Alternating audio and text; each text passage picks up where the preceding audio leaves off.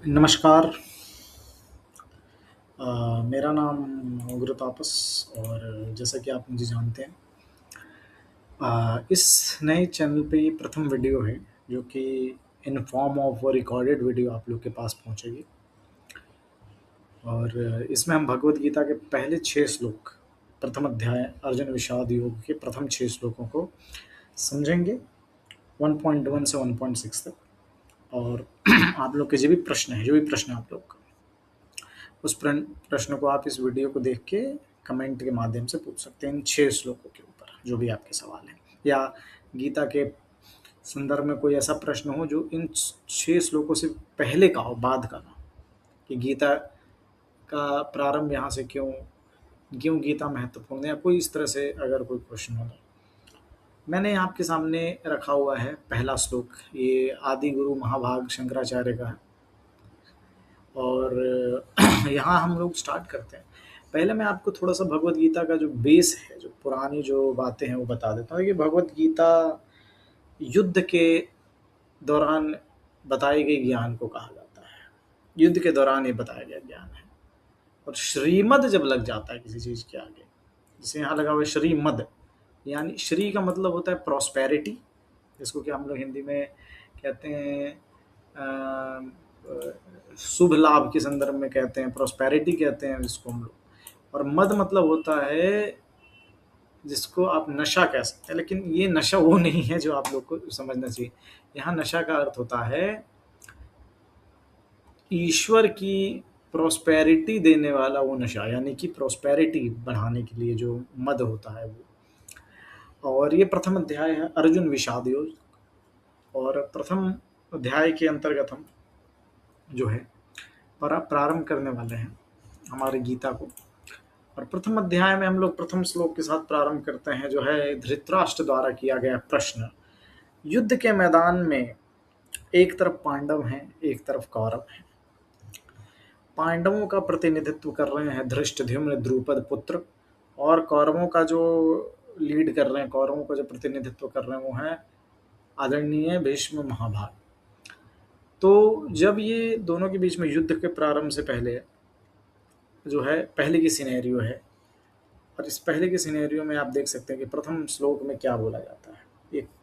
ये जो लड़ाई थी उसके प्रारंभ में धृतराष्ट्र की तरफ से प्रश्न किया जाता है, धर्म क्षेत्रे कुरुक्षेत्रे संवेतायुत्सवः मामकाः पांडवश्चैव किम कुर्वत संजय। इसका अर्थ ये है कि धृतराष्ट्र, क्योंकि वो युद्ध स्थल से दूर थे, और साथ में संजय थे जिनको दिव्य दृष्टि थी वेद व्यास भगवान महाभाग द्वारा दिया गया। तो धर्म क्षेत्र कुरुक्षेत्र संवेतायुत्सवः मामकः पांडवः श्रैवः किम कुर्वत संजय। हे संजय, युद्ध की इच्छा से एकत्र धर्मभूमि कुरुक्षेत्र में युद्ध की इच्छा से इकट्ठे होने वाले मेरु और पांडु के पुत्रों ने क्या किया। हालांकि ये कुछ हद तक सही है कि पांडवों की भी युद्ध की इच्छा थी, लेकिन पूर्ण रूप से नहीं। पांडवों ने हमेशा प्रयत्न किया कि इस युद्ध से अपने आप को दूर किया जाए। जब अवसर ना मिला, जब कोई अपॉर्चुनिटी, कोई उम्मीदें खत्म हुई, सारी होप्स, तब आपने युद्ध में उतरना पड़ा। लेकिन धृतराष्ट्र का ये कहना कि मेरे और पांडु के पुत्रों ने युद्ध जो उत्सुक होके इकट्ठे होकर युद्ध की इच्छा से एकत्र है। हालांकि युद्ध की इच्छा से ज्यादा एकत्र कौरव थे, पांडव नहीं। फिर यहाँ एक शब्द प्रयोग हुआ है धर्म क्षेत्र कुरुक्षेत्र। ये धर्म क्षेत्र क्यों कहा गया है कुरुक्षेत्र को? क्योंकि धर्म क्षेत्र इसलिए कहा गया संजय द्वारा, क्योंकि जो कुरुक्षेत्र है ये प्रारंभ से ही चंद्रवंशियों के, यानी कि कौरवों के गढ़ रहा है कुरुक्षेत्र। चाहे वो राजा हस्ती हो जिन्होंने इस हस्तिनापुर का जो है सेटअप किया, एस्टेब्लिश किया हो, चाहे वो भरत हो, चाहे वो ययाति हो, चाहे वो शांतनु हो, चाहे वो विचित्रवीर्य हो, चाहे वो नहुषा हो, कोई भी हो, सभी ने इसको अपने जो है मातृभूमि बनाई। सभी ने इसको जो है अपना मुख्य जो है बनाया है, मुख्य अपना जो है क्या कहते हैं सेंटर बनाया है, मुख्य अपने जो केंद्र बनाया है राज्य करने का। इसीलिए क्योंकि ये पितरों की भूमि है, ये अपने पूर्वजों की भूमि है, इसलिए धृतराष्ट्र इसको धर्म भूमि कह रहा है। ठीक है।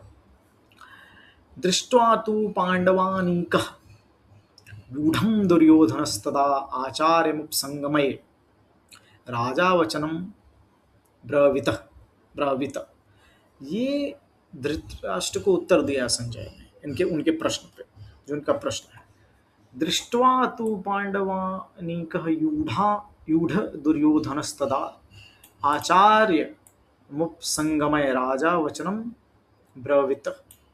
इसका मतलब है कि संजय बोले, संजय ने फिर जवाब दिया धृतराष्ट्र को कि उस समय राजा दुर्योधन पांडवों की सेना को व्यूह रचना युक्त देख गुरु द्रोणा के पास जाकर कहते हैं। यहाँ राजा शब्द से डिनोट किया है दुर्योधन को, है ना। राजा शब्द से डिनोट किया है दुर्योधन को, राजा शब्द से। हालांकि वो राजा नहीं था उस समय, बट क्योंकि लीड करने वाले को यहाँ राजा का नुक्ता दिया गया, इसलिए जो है उसके अंदर ही वॉर हो रहा था, वो वॉरलॉर्ड था, इसलिए उसको राजा शब्द से यहाँ इन्होंने कर दिया है। जो संस्कृत हिंदी इसमें इस भाषा में बिल्कुल सही किया है, क्योंकि यहाँ भी आप देख सकते हैं कि प्रयोग में है, ऐसा नहीं कि यहाँ प्रयोग में नहीं है, यहाँ भी प्रयोग में है राजा शब्द। तो ठीक है। संजय का ये कहना था कि दुर्योधन ने जब ये व्यूह रचना देखी पांडवों की सेना की, तो वो द्रोणाचार्य के पास गए। द्रोणाचार्य के पास जाने के पीछे सिंपल वजह था कि सबसे एक्सीलेंट व्यूह रचना करने द्रोणा को ही आता था, और ऊपर से जो पांडव जो थे, अमूमन ज्यादातर पांडव जो थे वो द्रोणा के शिष्य ही थे। सेनापति धृष्टद्युम्न भी शिष्य थे, इसलिए उनके पास जाके इन्फॉर्म करते हैं भीष्म पितामह की जगह पे, ठीक है ना। लेकिन लीड तो भीष्म कर रहे थे, लेकिन गया द्रोणा के पास। इसके बाद जो दुर्योधन है वो गुरु जी को कहते हैं, यानी कि आदरणीय द्रोणाचार्य को, पश्यन्ताम पुत्राणामाचार्य महती चमुम यूढ़ा द्रुपद पुत्रेण तव शिष्येण धीमतः। यानी गुरु जी, आदरणीय द्रोणाचार्य जी, आदरणीय गुरु, आपके बुद्धिमान शिष्य द्रुपद पुत्र धृष्टद्युम्न द्वारा, ये द्रुपद पुत्रेण, ये द्रुपद का जो पुत्र है वो धृष्टद्युम्न, यानी कि द्रौपदी का भाई और पांडवों का जो साला लगा एक हिसाब से, आपके जो शिष्य हैं द्रुपद पुत्र, जिनका नाम रखा जा रहा है यहाँ धृष्टद्युम्न कहा जा रहा है, जिनको जो धृष्टद्युम्न है, जिनका नाम धृष्टद्युम्न है, उनकी व्यूह रचना से युक्त की हुई पांडव की इस बड़ी सेना, भारी सेना को देखिए, ये उस तरफ क्यों जो है भेजना चाहता है, उस तरफ क्यों जो है द्रोणा का ध्यान खींचना चाहता है। इसलिए खींचना चाहता है क्योंकि यहाँ दो वजहों की वजह से खींचना पड़ता है, दो वजह से। पहला तो ये जो शब्द मैं इसको मार्क कर रहा हूँ, शिष्य की वजह से यहाँ उनका ध्यान उस तरफ खींच रहा है, और दूसरा ये जो शब्द है व्यूह रचना। व्यूह रचना के संदर्भ में तो आप सिंपल समझ लीजिए कि व्यूह रचना करने में बड़े कैपेबल थे द्रोणा। ये द्रोणा ही था जिसकी वजह से अभिमन्यु जो है वो चक्रव्यूह में फंसे, उनकी डेथ हुई। ये द्रोणा ही थे जिन्होंने कमल व्यूह की रचना की थी ताकि जयद्रथ जो है वो बच सके। तो कहने का अर्थ ये है कि गुरु जी के पास जाके, यानी द्रोणा जी के पास जाके दुर्योधन का ये कहना कि आपके जो बुद्धिमान शिष्य द्रुपद पुत्र हैं, जिनका नाम धृष्टद्युम्न है, उन्होंने व्यूह की रचना की इस बड़ी सेना को देखिए जो उनके द्वारा व्यूह की रचना की गई है। और उसके बाद फिर क्या करता है, ये बेसिकली उनको बहकाना और उनके तरफ से कि व्यू की रचना सुदृढ़ हो, शक्तिशाली हो, ठोस हो, इसके लिए इस बात को बोला गया। उसके बाद जो है यहाँ क्या कहते हैं, ये जो चतुर्थ जो इसका श्लोक है, अत्र सूरा महेश्वासा भीमर्जुन समायुधि युयुद्धानो विराटश्च द्रुपदश्च महारथः। इस युद्ध के मैदान में भीम अर्जुन के समान, भीम अर्जुन के समान, यानी भीम और अर्जुन के समान जो है युद्धान और विराट और द्रुपद हैं, यानी कि उनकी सेना में युद्धान है, विराट है। विराट यानी कि मत्स्य देश का राजा विराट, जिसके घर में एक साल अज्ञातवास में रहे पांडव, जिसमें युधिष्ठिर कंक बने, भीम वल्लभ बने हलवाई, और अर्जुन जो है वो बृहन्नला। महारथ शब्द का प्रयोग किया है, यानी महारथी है। महारथी कौन होता है?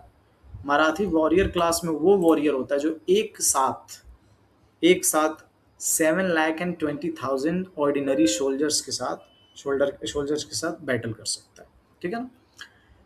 तो ये जब कहता है, ये दुर्योधन बता रहा है अपने गुरु को कि उनके में भीम अर्जुन के समान ही युद्धान, विराट, द्रुपद, ये सब महारथी हैं। फिर कहता है आगे, दृष्टकेतुश्चिकेतान काशीराजश्च वीर्यवान पुरुजीत कुंती भोजश्च सौभ्यश्च नरपुंगवः।